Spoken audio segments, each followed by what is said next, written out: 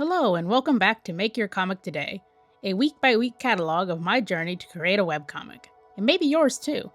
Making a comic is difficult, time-consuming, and sometimes even overwhelming when you don't know where to start. Let's make things easier by doing one thing at a time.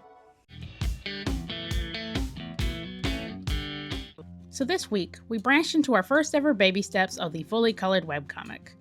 This project won't be anything like my little shorts. It will be more like that of a traditional graphic novel, reaching lengths of which I'm not quite ready to imagine yet. Right now, it's nothing more than a few rough thumbnails and script details. But hey, you can't make a comic without them. When tackling a story as big as this, I usually start with the basics: storyboards, scripts, and early thumbnails of what the page will look like. I actually did most of this art in a separate app called Sketchbook. And while I could have done every step of this process in Procreate, I think the different apps help me be better organized. I can keep all the production work on one side and the finished products in their own neat folder. It's a win-win. This is all that was finished by the end of the week. And honestly, for an opening, this took a lot longer than I thought it would. Of course, there's a lot more to a comic than just a few pages, but this really put things into perspective for how long it will take to get the first few chapters done. You still with me? I know, it's a lot. We grew up thinking comics were just those colorful strips in the paper or a batch already online for you to read. Turns out, somebody drew that, and they spent a lot of their time doing it.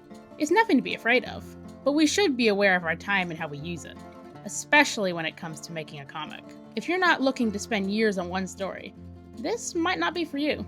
But you know what doesn't take forever to do? Another mini comic. Since the last one turned out so nice, I figured it wouldn't hurt to try again. This one stars one of my favorite villains in the Ivor collection, Mermaid. Just your ordinary psychopath and love of clay. You know the drill. Unfortunately, due to a very busy week of trying to get other things done for the channel, I only finished the sketch portion of the comic. This might be a bit discouraging to some of you, but I don't look at these as unfinished work, but the structure of which I will build off of into the next week. It's a small step in a big world, but if you don't get up and start walking, you'll never see everything you'd like to. The saying goes for comics. Sometimes you'll only have a sketch, but that's a sketched out page you didn't have yesterday. By the end of the week, I did dabble some in the first half of the line art, but it was nothing to write home about. But you know what is? My new Blue Sky account.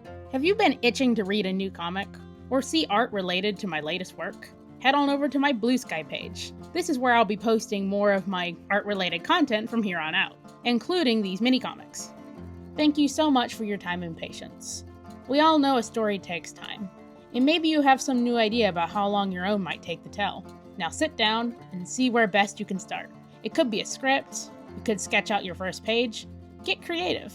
But as always, keep making stories, and I'll see you in week 3.